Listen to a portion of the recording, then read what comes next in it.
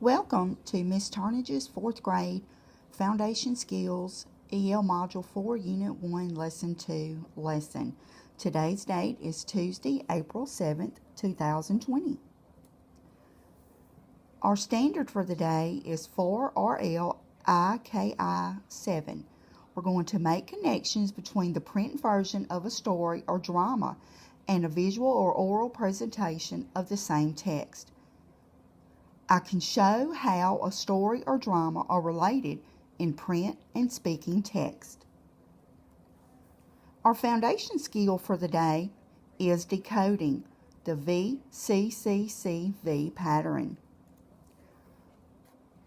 Most words with the VCCCV pattern divide into syllables between the first and second consonants. M and P, for example, in the word sample. Some divide between the second and third consonant, the D and the W in the example word sandwich. We saw these words yesterday with our spelling lesson, so here is just a quick review of the VC/CCV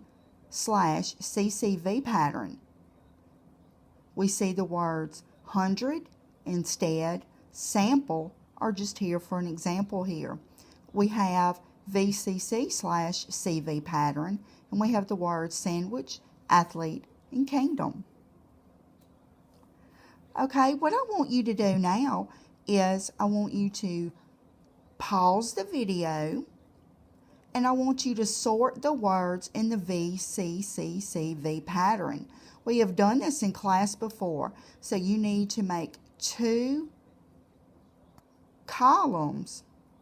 Your words are district, complain, improve, simply, mischief, laughter, complex, dolphin. You need to pause your video now, and when you are ready, please resume by hitting play.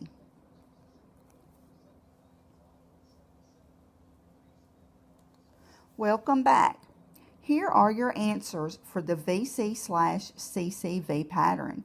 We have the words district, dolphin, complex, mischief, simply, improve, complain. And for the VCC/CV pattern, we have the word laughter. Now we're going to jump into our EL Module 4 Unit 1 Lesson 2, the Hope Chest. Our learning targets for the day: I can identify synonyms and antonyms of words. I can make connections between Chapter 2 of the Hope Chest and artwork inspired by the text. What are synonyms? Synonyms are words that have the same or similar meaning. What are antonyms? Antonyms are words that mean the opposite. Let's look at the word delicious. What are some synonyms or words that mean the same or almost the same as delicious? And what are some antonyms or words that mean the opposite of delicious? Let's take a look at these words here. We have bland, tasty, mouth-watering, tasteless, unpleasant, appetizing. Do you know which words are synonyms? Which words are antonyms?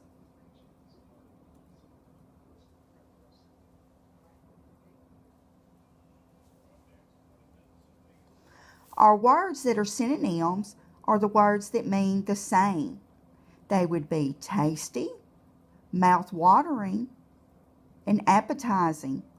Those that are antonyms would be bland, unpleasant, and tasteless. Now let's look at our highlighted word here, inspired. I can make connections between Chapter 2 of the Hope Chest and artwork inspired by the text. What does inspired mean in this text? According to the context, inspired means created by text. So from the learning targets, what do you think we will be doing in this lesson?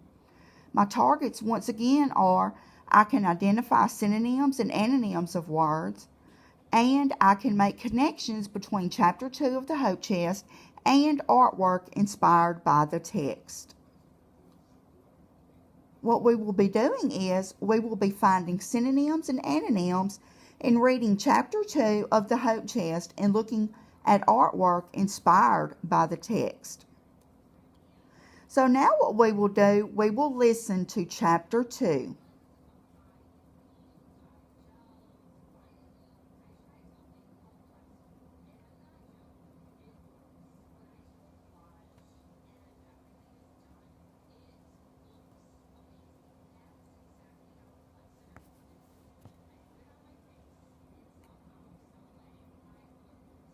Chapter 2, The Dying Mrs. Renwick. Violet wished she had more comfortable clothes to run away in. Her navy blue pleated skirt and matching sailor's midi blouse were what Mother called a compromise. Mother liked to dress Violet in fluffy white dresses with lots of petticoats, a sash and ribbons of violet satin, and a hat with artificial violets around the brim.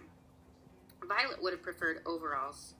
She had seen girls' overalls advertised in the Sears Roebuck catalog, although she'd never seen anyone actually wearing them. They looked very convenient and serviceable. Violet had ruined several white dresses while exploring along the muddy banks of the Susquehanna River and lost 2 hats with violets around the brim. Then Mother had given up on the white dresses with violet trim. As far as Violet was concerned, her navy blue clothes weren't a compromise at all. Violet wanted overalls. When Violet had finally gone home, after an hour or 2 of squatting among the trees on the bank, watching the Susquehanna waters slide indifferently past, she'd been sent to her room without dinner. Violet had tucked the letters into her bloomers, just above the band of elastic around her knee, and pulled her stockings up over them and buttoned the garters to her undervest before she got home.